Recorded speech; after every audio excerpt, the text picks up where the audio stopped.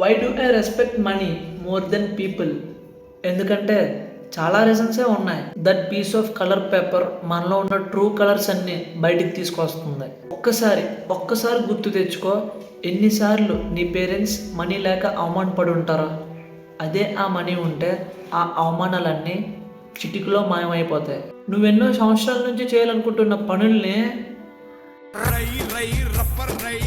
ఇలా చేసి చూపిస్తుంది. ఇంకొకసారి గుర్తు తెచ్చుకో, నువ్వేదైనా మాల్కి వెళ్ళి నీకు నచ్చిన డ్రెస్ చూసి ఇది ప్రైస్ ఎక్కువ ఉందని చెప్పి కొనుక్కుంటూ తిరిగి వచ్చేసి ఉంటావు.